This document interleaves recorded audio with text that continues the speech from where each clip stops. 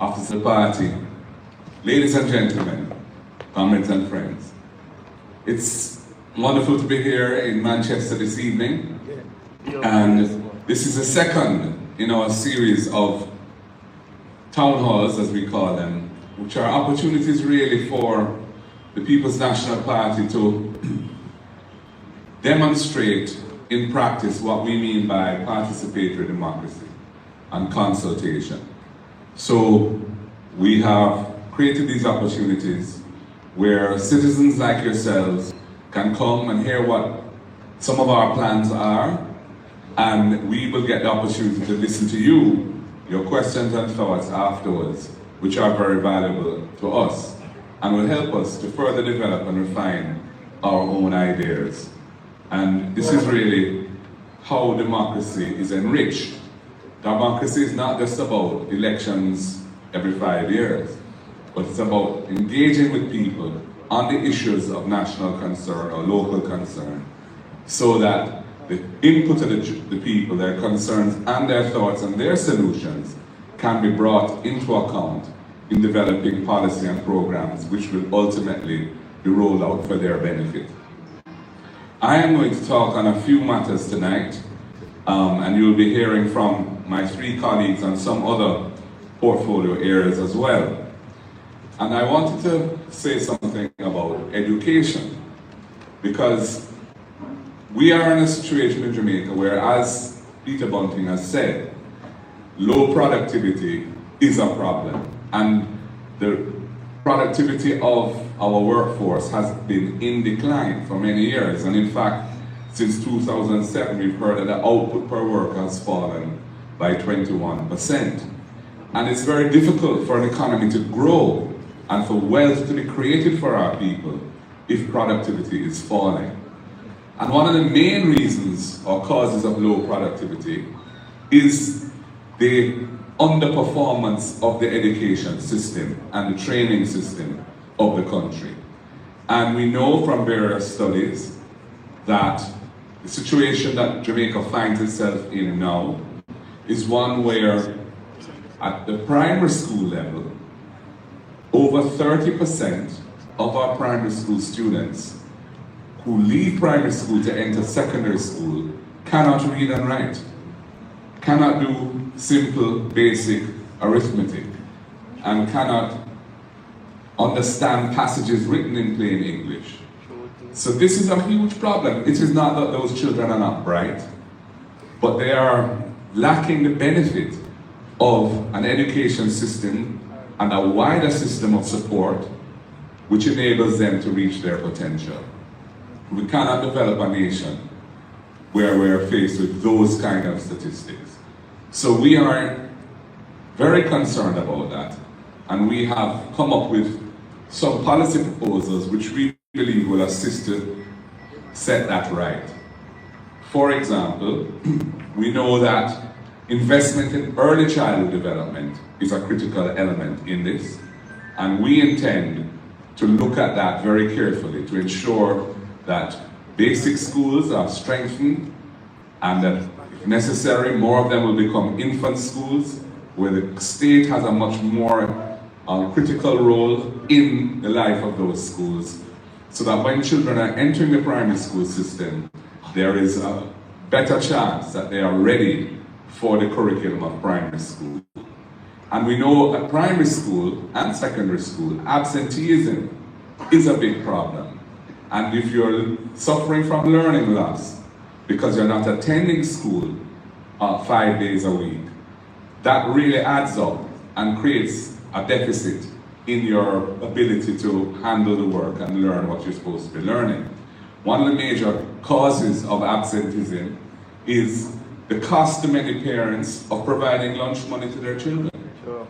And we have said this is unacceptable. A recent UN report published said that Jamaica is suffering from moderate to severe food security at the level of 55% of our people. Of every 100 Jamaicans living in Jamaica, 55 of them are suffering from moderate to severe food insecurity. That means they're not getting the nutrition they need. They're either not eating the necessary number of meals, or what they're eating is not healthy food.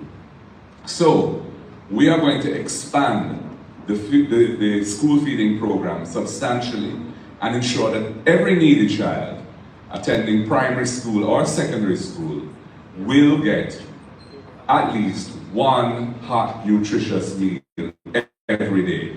And that is a commitment of the People's National Guard. And our intention is to expand that to include breakfast as well, as the economy improves and fiscal space is created. But we are starting with at least one hot, nutritious meal a day. We know that there is another cause of absenteeism, and that is the cost of transportation, especially for rural school children who may have to take bus or taxi and they don't have a state subsidized system. Presently, I believe on the path, around 7,500 students benefit from a subsidy on transportation costs. We are going to expand that substantially to 20,000 households will get that benefit for a student every day, and in the form of a weekly subsidy that will go towards reducing the transport costs that they have to bear. And it's going to be a meaningful amount that will substantially cover the cost of going to school and coming back every day of the school week. And we are going to expand that again to the point where we're covering everybody we need to cover as the economy improves. But by starting with 20,000 vis-a-vis what is now on offer, it will be a substantial improvement. We also recognize the importance of tertiary education in terms of offering opportunities for wealth creation for people. And we recognize that in families where they have not had anyone who's attended a tertiary institution, whether it be a university or a college, the chances are that poverty can be handed down from one generation to the next in that scenario. So we have come up with the First in Family program, which is a scholarship that the state will provide to any child or any student who qualifies for a tertiary institution, whether it be a university or a college, if they are from a household where there has never been a university tertiary graduate before. So if you're going to be the first person from your family to attend university or college, you'll get a full scholarship from the government. And we think this is going to be transformational for those families, because the student who gets that benefit will no doubt enter the job market with the benefit of that and will be in a position to help their siblings also step up the ladder. And so we see this as a transformational measure in terms of getting people out of the trap of poverty. For Student Loan Bureau, we have a special mix of ideas that we intend to implement. Right now we know that for many students, especially from low-income houses, there's a lot of concern about borrowing to invest in their education. Because if they end up not getting the job that they were hoping for, and they struggle with the loan payments, what has been happening is that the Student Loan Bureau has been outsourcing to debt collectors to collect on these loans, and they end up sometimes having their name in the newspaper or being harassed by debt collectors.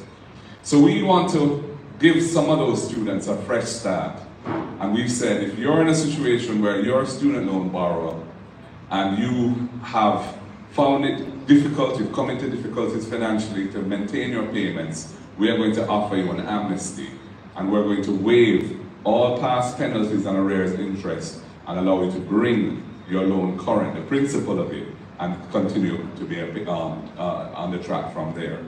But more importantly, going forward, we are going to cap your monthly payments under your loan at a percentage of your actual income, a manageable percentage of your actual income, so that you know that your loan payments, whatever your job may be, will be something that you can manage without having to eat up most of what you're earning to service your loan. And furthermore, if you fall into a period of difficulty, whether it be unemployment, for example, we will allow those payments to be suspended, and for that period until you get back on your feet, and the payments which you have missed will be tacked onto the back end of the loan without penalties or interest, extra interest on that. So this is something that we encourage young people to invest in their education, because the terms of the loan will be designed to make it as user-friendly and borrower-friendly as possible. We are also committed to taking all taxes off of laptops and tablets for students and teachers so that devices are more affordable. And we also want to provide additional support for students with special needs, which is a growing area and an area which is grossly underserved. We need to really put more resources in that area so that the diagnostic tests can be done and we can find out what difficulties there are early and put them on an appropriate pathway to dealing with their condition. So the school feeding program that we have come up with, we're calling it EASE, and the subsidy for rural transportation for students, we're calling that the RIDE program. I'm going to say something about healthcare. And we know that the situation with healthcare in the country is very troubling. In fact, it has reached a point where it's really hurting the economy of the country, because we may be aware that early last year, January, February, the US issued a travel advisory about visiting Jamaica.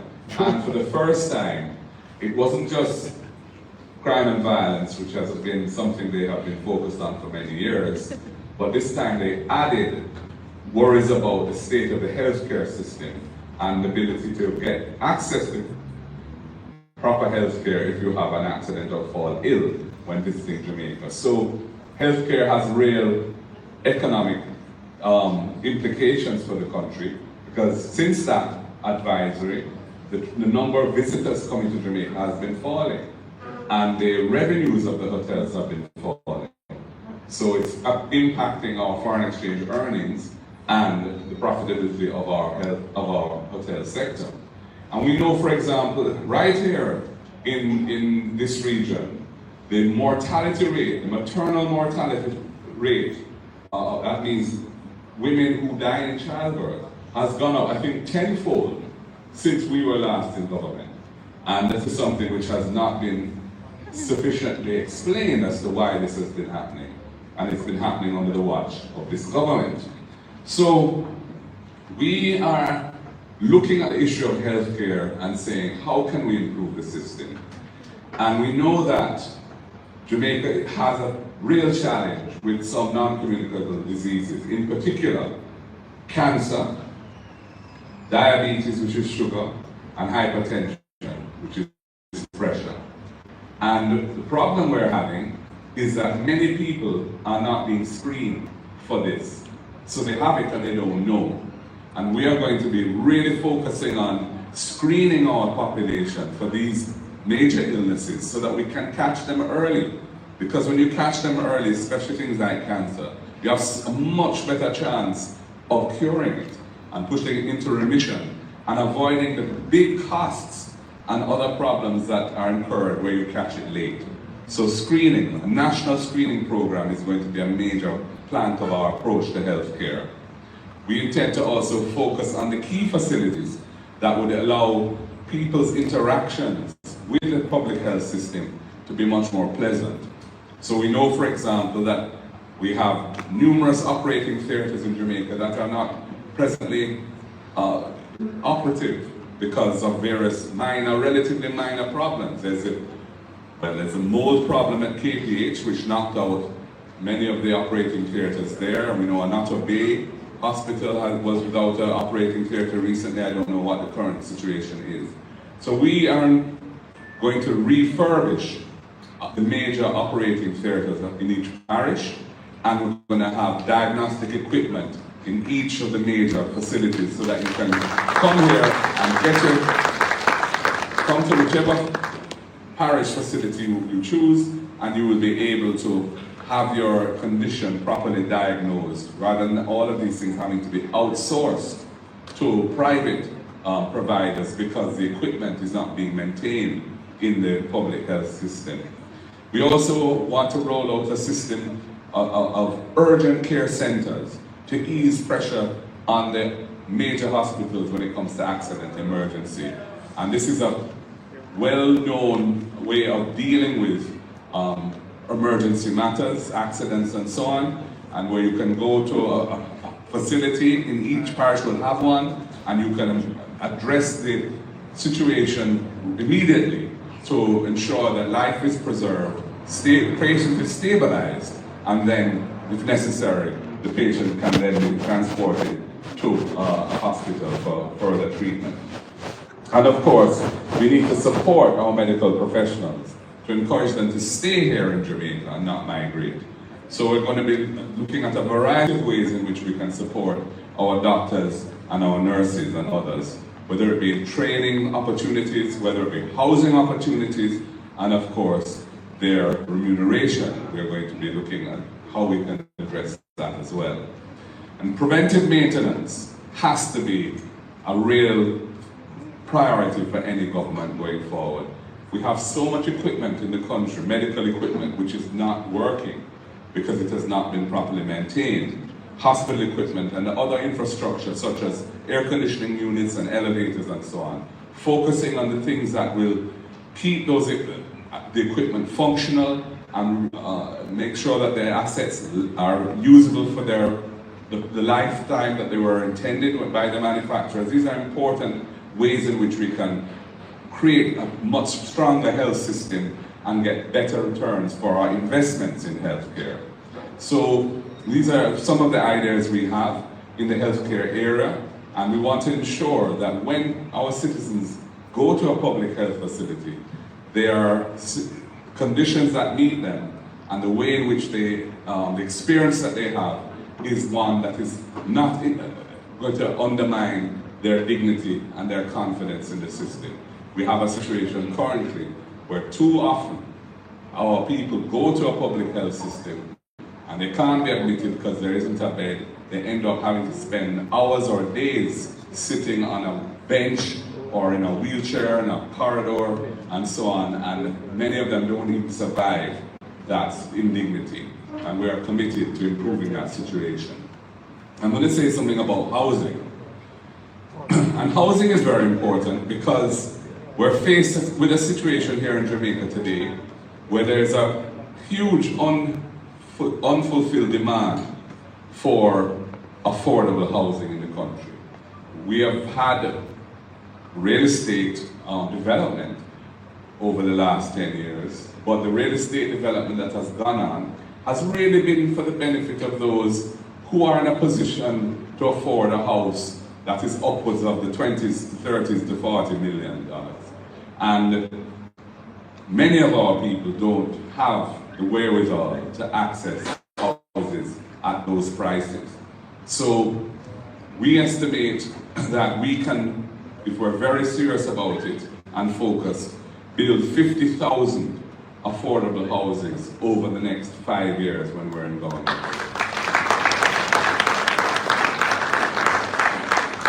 And, you know, we are aware that that would be a significant improvement on what's going on now. The Andrew Holness administration hasn't even built in their period in office 15,000 NHD houses over that period.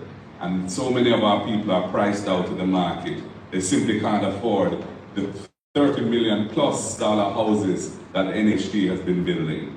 So how are we going to do this? First of all, we are committed to stopping the annual removal from the NHD of $11.4 billion, which has been going on now for far too long. It started in 2013 as a way that we had to deal with the situation with the IMF at that time. We had committed to doing it so that we could get into an IMF program because it was a very difficult time for Jamaica. The debt of the country was at a much higher level than it is now.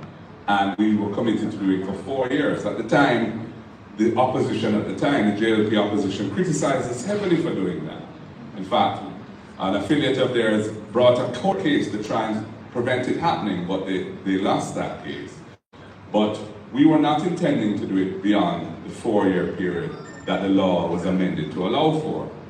They then came to office in 2016, and soon thereafter amended the law to extend that period for another 4 years, and they did it again for another 4 years after that. So what it means is that in the last 10 years, over $130 billion has been taken out of the National Housing Trust to help fund the budget. So when they talk about no new taxes, one of the ways in which they do that is by depleting the National Housing Trust of its resources.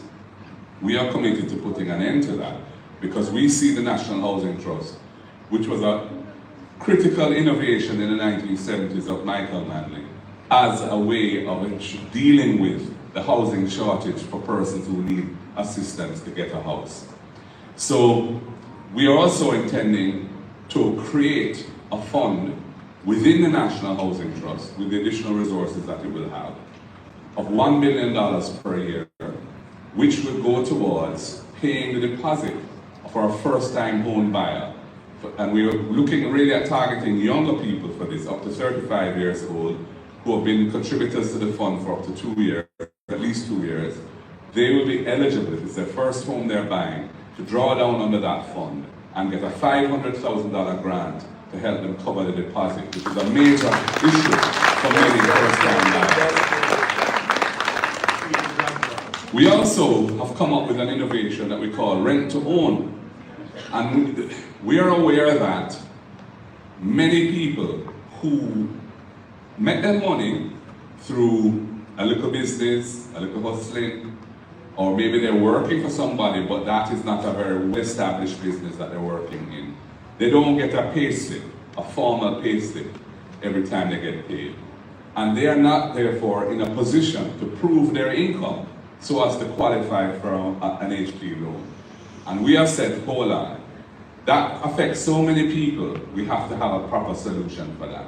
And so what we've said is, we will allow persons in that situation to go into possession of the home as a tenant initially, at a level of rental which is equivalent to what the mortgage would be. And if they are able to make, and do make, their monthly payments on a time, for a period of time that we feel is sufficient to show that they can service a loan, and we're thinking of 6 months, at that point we would say they've proved their income without the pay slip. And they can then draw down on the mortgage, become an owner of the property, and move forward and the ownership ladder.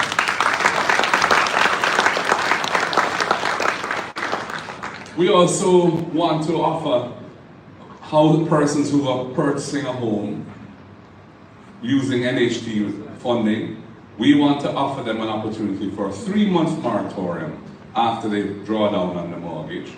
Because we know that currently they have to start making payments right away. But for many people, when they buy a house, they have other expenses and they need a little time, for example, to furnish the house and so on. So we're going to give a 3-month moratorium period before they start to make their payments. And I think this will be much appreciated by anyone who's drawing down a mortgage to buy a house. And very importantly, because of all the money that has been taken out of the NHT over the years, last 10 years in particular, we are going to identify public lands that are suitable for housing, not arable lands, lands that are suitable for housing. And we're going to make them available to the NHT for development. And when those houses are being built and sold, we will not put the value of the land in the price of the house, so that a buyer can just pay for the house at the cost of the building the house without the land value being part of it. And that will provide a significant saving for the purchase of the house. In some instances, up to $3 million by our estimate. And right here in Manchester, Senator Floyd Morris has assured me that he's been in touch with our MP and MP candidates, and we know that every constituency in this parish will receive at least 500 of these low-income houses over the next 5 years.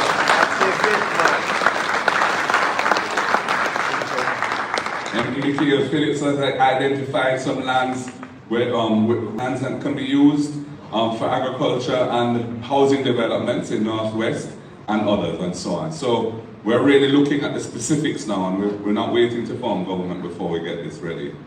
And we have another program, we call it Porsche, which is an acronym for a lot of words. But essentially what the Porsche program is about is focusing on communities that need renewal, whether it be urban communities or rural communities, including informal settlements. And we will be looking at, first of all, completing all the Operation Pride schemes across the country that have been left unattended. People are living there. We want to complete the infrastructure is incomplete, and complete the titling process so that they can become owners of those lots. And there are many very successful Operation Pride schemes. I visited several of them, and some of those, the houses that have been built there are wonderful, but there are others where there are still infrastructure needs that need to be addressed, and we intend to do that. But we'll also be tearing down zinc fences and building concrete walls and chain link fences, and we'll be improving sidewalks for senior citizens and persons with disabilities. And ladies and gentlemen, another area that I want to touch on quickly relates to values and attitudes and the moral compass of the nation. We have seen such a deterioration in that over the years, and it's manifested in some of these horrible things we hear about almost every day in Jamaica. We hear about students, females going missing and killed. We hear about little girls being raped and murdered. We hear about a nurse being beaten up on the public road in the most disgraceful manner. And then we really need to get back to a place where we show each other respect and love. And so I intend to promote a movement that will be led by civil society and the churches and any other well-thinking Jamaicans who believe that this is an important issue, where we're going to be promoting the kind of behaviors and attitudes towards each other that can make us a more loving country, a more caring country, a country where people want to stay and to live. And we believe this is very important, because if we continue down the road that we're on now, we're going to, each of us will be increasingly traumatized by what we come across and hear of the depravities on a daily basis. And all of this requires leadership in public life. And I am committed to strengthening the agencies that are there to root out corruption in the country, the Integrity Commission in particular, which is under attack from this government. We are fully supportive of it. We only ask of them that they operate in a proper and ethical manner themselves, and that they follow due process in how they deal with people. But we intend to fully resource them as they need to be, and give them necessary legal tools if there are any changes that need to be made to the law. We do not countenance a situation in which leaders of the country are under a cloud when it comes to matters to do with corruption. To my mind, the situation that now exists in Jamaica, where the Prime Minister of the country can't have his integrity declarations certified because there are unanswered questions about how he acquired the wealth that he has, and where that matter is being referred, or has been referred, to the FID, the Financial Investigations Division, which is the financial crimes investigative arm of government, which is being depleted of resources as we speak, no doubt because it suits some of them not to have a robust agency. We are dead against that. We feel that really is a disqualifying factor from anybody seeking to represent people in public life. And Jamaica needs to get to the place where we don't allow that sort of thing to taint our public affairs. And we are committed, and I am committed, to leading a government which is above board, where hanky-panky is not tolerated, and where our members of our government understand that they will, if they're slip and slide, and there will be consequences. All of our shadow spokespersons in the Senate, in the House of Representatives, and those who are not in Parliament have signed the Integrity Commission's Code of Conduct for Leaders. All of us have signed that Leadership Code of Conduct. Not one of the JLP MPs or senators has signed it. Why, I don't know. It embraces the 7 principles of good governance, which are international benchmarks and standards for running affairs of people properly, and yet they haven't signed it. So they're not really on the right path at all. And the country needs to get a new government, which is embracing wholesome values and attitudes, which doesn't have this cloud of corruption, nepotism, and cronyism hand over it, whether it be a drill or whether it be fertilizer, which was given to the country by the Kingdom of Morocco for our farmers who needed the fertilizer. And then cronies and connected persons are selling it to the farmers who are in distress. This kind of thing is disgraceful, and we can't continue like this as a country. So, I say to you, the majority of Jamaicans believe that our country is heading in the wrong direction, and we must change course. Not with blame or derision, but with vision and will. Let us build a Jamaica that is just, that is prosperous, and united. Our party has taken principled positions on matters to defend the Constitution in the interests of the people of our country, and the courts have ruled over and over again in our favor. You can rest assured that we will uphold and defend the Constitution, the rights and freedoms of our people, whatever may come, because that is what we're sworn to do. So, ladies and gentlemen, tonight is one stop on a national journey, and we will get the chance to share your voice and your vision, and let's build this country together, a Jamaica where everyone matters and no one is left behind. I thank you.